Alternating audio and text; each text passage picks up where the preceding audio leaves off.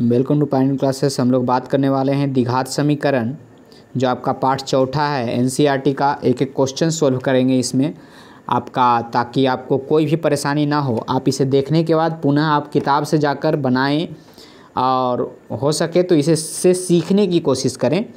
तो आपका पहला है गुणनखंड विधि से निम्न द्विघात समीकरणों का मूल ज्ञात करें। गुणनखंड विधि को पहले हम थोड़ा सा समझा देना चाहेंगे। गुणनखंड विधि में क्या होता है कि ax² plus bx plus c बराबर 0। तो इसमें क्या करना है, सबसे पहले आपको a और c को गुना करना है। क्या करना है, a और c को गुना करके जो आएगा उसका गुणनखंड करना है, और इस गुणनखंड को ही इस bx को तोड़ना है। जो बीच में ये bx वाला टर्म है इसको तोड़ना है। कुछ एग्जाम्पल्स लेते हैं, आपको आसानी से समझ में आ जाएगा। क्या करना है, इन दोनों को a और c को गुना करना है, और a जो इसका गुणनखंड आएगा उस गुणनखंड की सहायता से किसको तोड़ना है, bx को तोड़ना है, मतलब मध्य पद को, मिडिल टर्म को तोड़ना है। ठीक है, तो अगला आपका पहला क्वेश्चन क्या है, आपका क्वेश्चन है कि x² माइनस 3x 10। तो 10 को आप गुणनखंड कीजिए, कितना होगा। द्विघात समीकरण को सरल करें इसना, तो 10 को गुणनखंड कीजिए, कितना होगा, 2 से लगाएंगे 5 बार। अब हमको करना क्या है कि 2 और 5 को इस रूप में तोड़ना है कि हमको -3 आए। कितना आए, -3 आए। तो आप जरा सोचो, -3 लगा देते हैं, जोड़ या घटा, मतलब -5 में लगा देते हैं माइनस और इसमें प्लस, तो आ जाएगा। अब इसको हम x लिख देते हैं, चूंकि हमको 3x लाना है। तो 3x को तोड़ना है, किस रूप में तोड़ेंगे, -5 और +2 में। तो क्या हो गया, ये जो तोड़े हैं -3x को तोड़े हैं। ठीक है, तो x² का x² -3x को लिख सकते हैं -5x + 2x। अब कहेगा इसके अलावा भी तो लिख सकते हैं x प्लस, परंतु उन दोनों का गुणनफल भी हमें कितना आना चाहिए, 10 आना चाहिए, जो कि नहीं आएगा। ठीक है, तो यहाँ पे इस रूप में आ गया +10, जैसे कि 10 के 10। अब इन दोनों में देखिए कि क्या कॉमन है, किसमें, x² और -5x में। तो x कॉमन है, तो x कॉमन ले लिए, तो इसमें बच गया x और इसमें बच गया -5। इन दोनों में क्या कॉमन है, तो इसमें 2 कॉमन है, दोनों में है, तो 2 हो गया। ये माइनस थोड़ा सा मिस्टेक हो गया है, यहाँ पे माइनस होगा। ठीक है, प्रिंट। तो आप जैसे ही 2 लीजिएगा तो इसमें बच गया x और इसमें बच गया 5। क्या बच गया, 5। अब देखिए दोनों में x - 5 है, तो x - 5 को ही इस बार कॉमा ले लिए, तो इसमें बच गया x और इसमें बच गया +2। आपको पता होगा ये दोनों 2 पद हो गए और 2 संख्याओं का या संख्या हो गए, तो 2 संख्याओं का गुणनफल यहाँ क्या कितना है, 0 है। और 0 कब आएगा, या तो ये वाला टर्म 0 है या तो ये टर्म 0 है। तो ये अगर x - 5 = 0 है तो x बराबर ये -5 उधर चल जाएगा तो +5, और अगर x + 2 0 है तो मतलब +2 उधर चल जाएगा तो -2 होगा। तो आप समझ गए होंगे क्या क्या करना है। अगले क्वेश्चन पे आते हैं। दिए गए द्विघात समीकरण का मूल क्या हो गया, एक 5 हो गया और एक दूसरा क्या हो गया, -2 हो गया। ठीक है दोस्तों, अगला दूसरा प्रश्न है, फिर से वहीं कीजिए a और c। तो इधर -6 है और इधर 2 है, मतलब 6 दूना का कितना हो गया, 12। ठीक है, 12 को कैलकुलेट कीजिए, 2 6 2 3। अब हमको क्या लाना है, इनकी मदद से x लाना है। तो इन दोनों को साथ ले लें, अगर 4 और इसको 3, तो चूंकि यहाँ प्लस में चाहिए तो इनके आगे प्लस कर देंगे और इनके आगे क्या कर देंगे, माइनस कर देंगे, तो हमारा आ जाएगा। मतलब इसको किस रूप में तोड़ेंगे हम, +4x और -3x। तो क्या हो गया, x को तोड़ दिए माइनस, यहाँ पे थोड़ा फिर मिस्टेक किया गया है, चूँकि हमको प्लस चाहिए, क्या चाहिए हमको, +x चाहिए, तो हम इसको प्लस रखेंगे और इसको माइनस रखेंगे। ठीक है दोस्तों, अब चलिए अब कॉमन लेते हैं, तो क्या होगा, 2x कॉमन, मतलब ये बना ही दिया गया है, क्वेश्चन में ही चेंज कर देवल गया है, ये पूरा का पूरा माइनस समझ के बना देवल गया है। ठीक है, और माइनस समझ के बनाएंगे तो आपका बिल्कुल उसी टाइप से बनेगा। तो यहाँ पे अगर माइनस रहता तो आपको कैसे बनता, आप समझ सकते हैं। ठीक है, तो माइनस समझ के बना लेते हैं।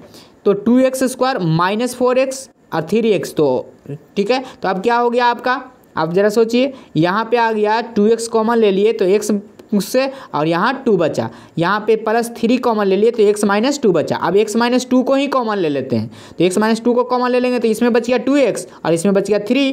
तो क्या हो गया, x - 2 × 2x plus 3 equal to 0।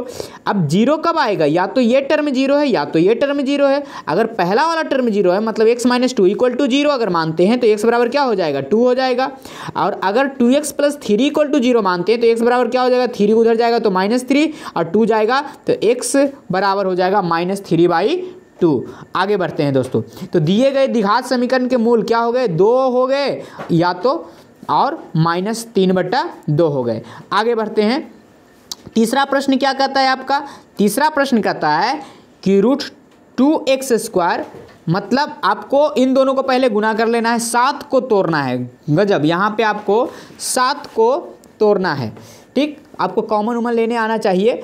जैसे देखिए 7 को कैसे, इन दोनों को पहले गुना कीजिए तो 5√2 गुना √2 क्या हो जाएगा, 5 दूना का 10 हो जाएगा। अब 10 को हमको तोड़ना है, ठीक है, तो 2 और 5 के रूप में तोड़ेंगे। अब 5 2 7 आ जाता है, मतलब दोनों को हम 7 को तोड़ेंगे तो 5x प्लस 2x तोड़ सकते हैं। अब देखिए आपको हो सकता है कि रूट वाला में थोड़ा प्रॉब्लम हो, तो √2 गुने √2 2 होता है। इसका मतलब है अगर 2 में √2 कॉमन ले लेंगे तो √2 बचेगा। ठीक है, तो वही चीज़ का यहाँ पे किए हैं कि अगर हमको क्या करना है, x कॉमन ले लेते हैं तो x कॉमन लेंगे तो क्या बचेगा, √2x और प्लस 5। अब अगर इसमें √2 कॉमन ले लेते हैं तो √2 कॉमन ले लेंगे तो 2 में √2 कॉमन ले लेते √2 बचा, तो √2x प्लस 5। इस बार का कि √2x प्लस 5 ही कॉमन ले लेते हैं तो क्या बच गया, x प्लस √2। और वहीं पिछला कंडीशन कि दो गो में से एक तो 0 पक्का है। अगर हम मान लेते हैं कि पहला वाला टर्म 0 है तो ये प्लस उधर जाएगा तो माइनस में, और √2 इधर गुना में है उधर जाके भागा में, तो x बराबर आ जाएगा -5/√2। और अगर x प्लस √2 बराबर 0 है तो ये जाएगा तो क्या हो जाएगा, x बराबर -√2 हो जाएगा। अतः दिए गए द्विघात समीकरण का मूल क्या हो जाएगा, या तो -5/√2 और या तो -√2 होगा। ठीक है दोस्तों, आगे बात करते हैं। अगला क्वेश्चन क्या कह रहा है, 2x² - x प्लस 1/8। आपको पहले ऐसे क्वेश्चन को सोल्व कर लेना चाहिए जितना हो सके। तो अगर इसका हम कर लें (1/1) और एलसीएम लेके तो क्या हो जाएगा, 8 दूना का 16x², ठीक है, -8x अब प्लस 1 और ये 8 उधर 0 से गुना हो गया तो क्या हो गया हमारा, ठीक। या तो आप ऐसे भी कर सकते हैं कि दोनों तरफ 8 से गुना कर दिए तो 8 गुने 0 0 और यहाँ 8 दूना का 16, 8 का 8 और 8 गुने 8 कट गया तो 1 आ गया। अब इसको सोल्व करते हैं तो हमको क्या चाहिए, 16 गुना 1 मतलब 16। अब 16 का क्या होता है, 4 और 4 कर सकते हैं, दोनों को माइनस माइनस करेंगे तो -4x और -4x लेना होगा। तो वहीं -8x को क्या तोड़े हैं, -4x और -4x। 16 का 16 लिख दिए, 8x को लिख दिए -4x और 1 का 1 लिख दिए। अब ये इन दोनों में कॉमन क्या है, तो कॉमन है 4x। अगर 4x कॉमन ले लिए तो 16x² में 4x कॉमन लेने के बाद क्या बच गया, 4 कॉमन लिया तो 4 बचा और x कॉमन लिया तो x बचा, माइनस यहाँ पे कुछ नहीं बचा तो 1 बचा, -1 कॉमन ले लिए तो साइन पलट के अंदर हो जाएगा। अब दोनों तरफ देखिए 4x - 1 4x - 1 4x - 1 को ही कॉमन ले लेंगे तो क्या बच गया, 4x - 1, यानी दोनों टर्म सेम ही आ गया। अब अगर हम कहें कि पहला टर्म 0 है तो मतलब 4x - 1 इक्वल टू 0 है, तो एक ये माइनस में हो तो उधर जाके प्लस में, और 4 गुना में है तो भाग में, तो x बराबर क्या हो जाएगा 1/4। दूसरा टर्म भी तो वही है इसलिए दूसरा भी मान क्या हो जाएगा 1/4। अतः दिए गए द्विघात समीकरण के मूल क्या है, 1/4 और 1/4। नेक्स्ट क्वेश्चन की बात कर लेते हैं। आपका अगला क्वेश्चन क्या कहता है दोस्तों, अगला क्वेश्चन कह रहा है कि 100x² - 20x। अब यहाँ पे हम 100 को तोड़ेंगे, सबसे पहले तो 100 को तोड़ेंगे तो कितना से लगाएंगे, 2 से, कितना हो जाएगा। ऐसे भी कर सकते हैं, 10 दहा को 100 होता है ना, 10 दहा को 100, 10 10 20 दम तुरंत बन गया। तो क्या हो गया, द्विघात समीकरण में 20 को तोड़ेंगे तो -10x तोड़ दिए। अब 10x इधर 100x² है, इसमें कॉमन क्या ले सकते हैं 10x, तो इसमें बच गया 10x -1, और इसमें अगर 10 कॉमन ले लिए तो 10x - 1। फिर क्या किया, 10x माइनस 1 को ही कॉमन ले लिए। जैसे ही 10x माइनस 1 को कॉमन लेंगे तो इसमें बच गया 10x माइनस 1। अब अगर पहला टर्म 0 मान लेते हैं तो 10x माइनस 1 तो क्या हो जाएगा, ये माइनस वाला उधर जाएगा तो प्लस में, और गुना वाला जाएगा तो भाग में, मतलब x बराबर 1/10। वैसे ही दूसरा टर्म भी तो बिल्कुल सेम है, इसलिए x बराबर क्या हो जाएगा 1/10। अतः दिए गए द्विघात समीकरण का मूल क्या हो गया 1/10, 1/10। क्लियर हो गया दोस्तों। आगे यहाँ पे एक प्रश्न है, क्या कहता है, दिए गए समस्या को हल कीजिए। उदाहरण, दी गई समस्या इतना और इतना है, ठीक है। तो सबसे पहले समस्या को देखते हैं, ठीक है। कहता है क्या कि 324, आपको पता है ए तो 1 है तो 324 को आप गुणनखंड कर दीजिए। हमको 45 लाना है, तो यहाँ पे तो आसानी है कि 36 और 9 45 होता है, और 36 गुने इतना आ जाएगा 324। परंतु हम ये निकाले कैसे हैं, निकाले हैं 2 से लगाइए, 2 से लगाएंगे तो कितना हो जाएगा 16 दूनी 32, 2 दूनी 4, फिर 2 से लगाइए कितना हो गया 8 दूनी 16, 81। फिर क्या करेंगे 3 से लगाएंगे 27, फिर 3 से लगाएंगे कितना हो गया 9, फिर 3 से लगाएंगे तो 3 और 3। अब हमको क्या चाहिए 9 चौ 36 और 9 45, तो यहीं 45 को ही तो तोड़ना है। तो 45 माइनस 45 से इसको क्या लिख सकते हैं -36x और -9x, ठीक है। आपको ये सोचना पड़ेगा, ठीक है, कि किस रूप में हम इसको तोड़ें, कि जोड़ने पे ये आए और गुना करने पे ये साइड वाला। तो x² -36x -9x प्लस 324 क्यों किए ये समझ में आ गया होगा।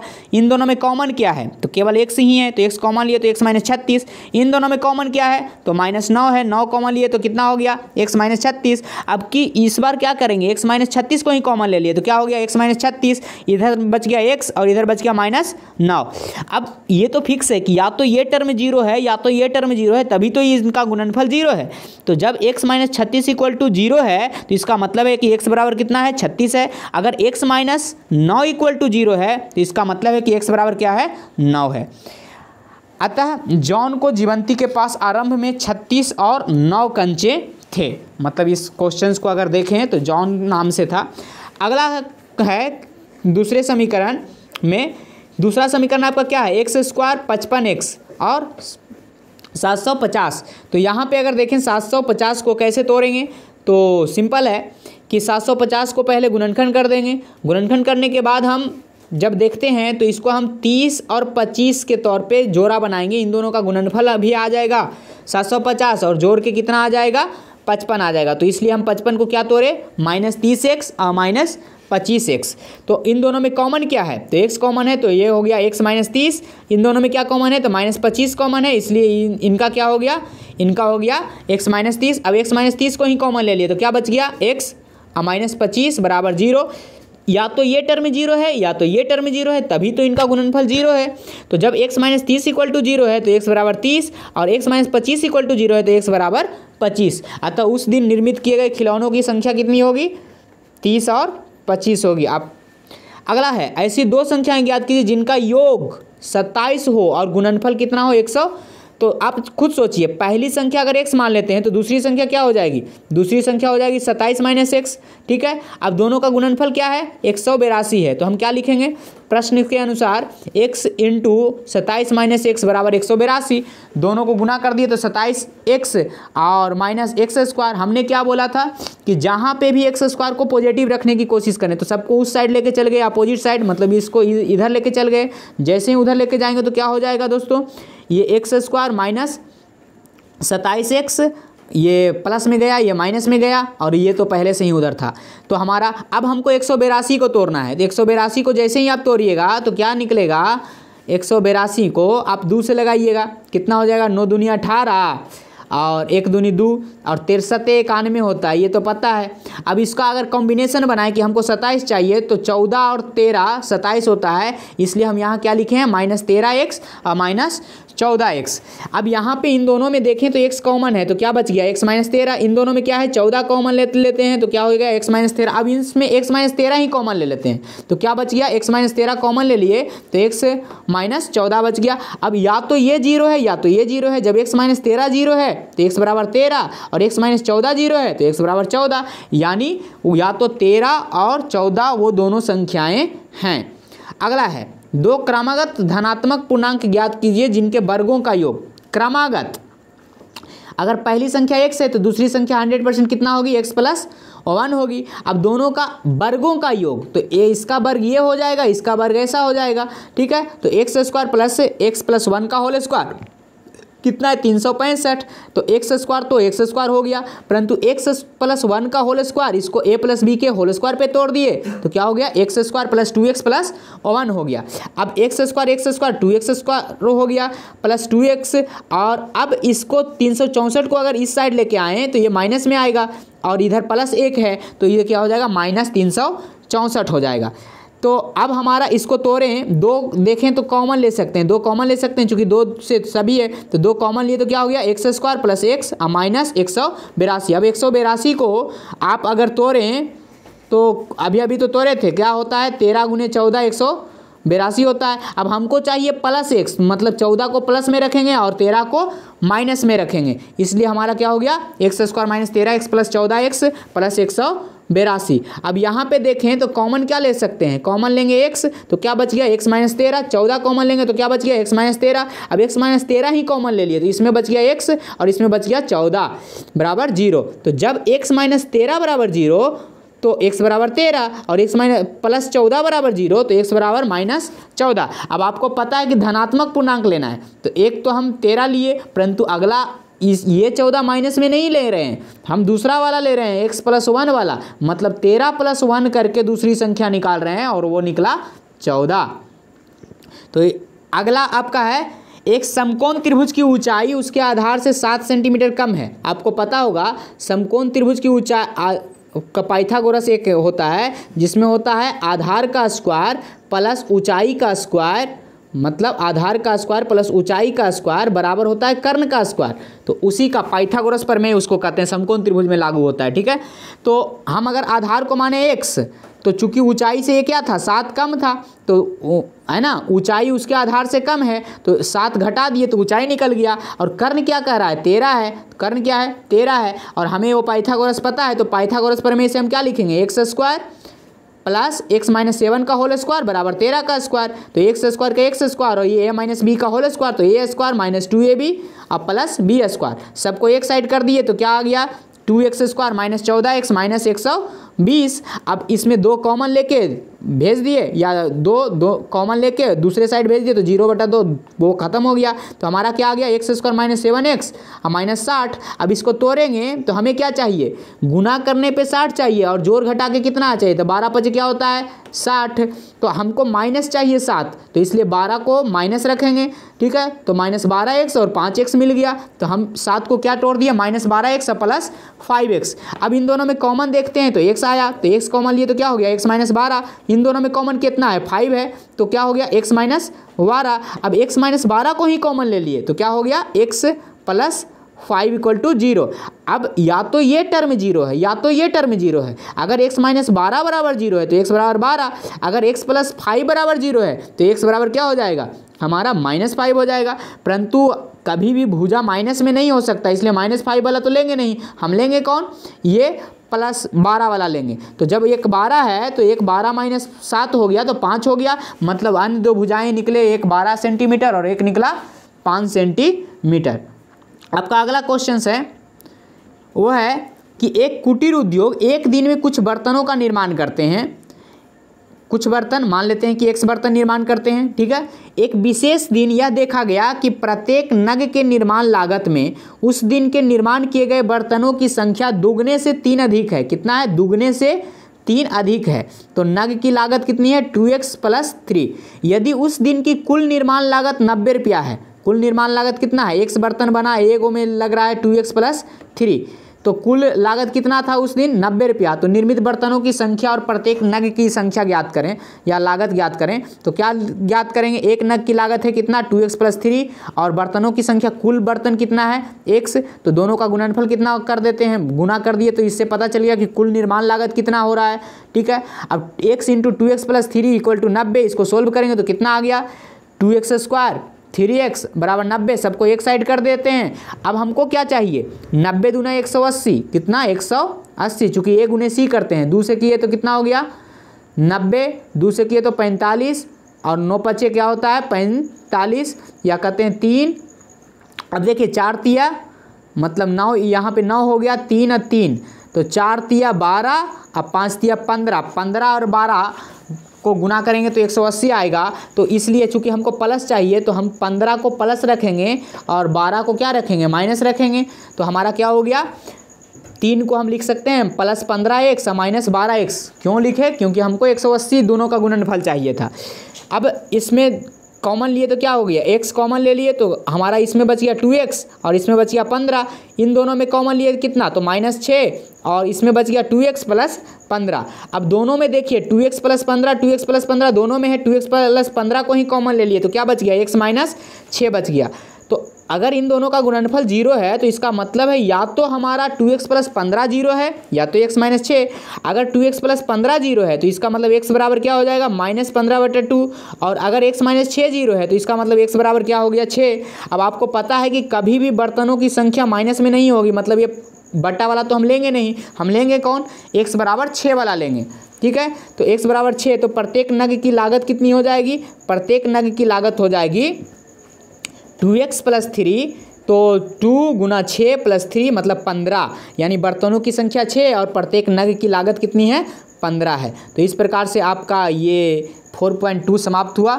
अगले पार्ट में हम लोग 4.3 करेंगे। गुड लक दोस्तों, बने रहें पायनियर क्लासेस के साथ। और अपना तैयारी आपको करना क्या है कि इस चीज़ को देखने के बाद पुनः आप जाके NCERT किताब से खुद से बनाएं, और अगर फिर से आपको दिक्कत हो तो फिर से वीडियोज़ देखें ताकि आपको आसानी से समझ में आए।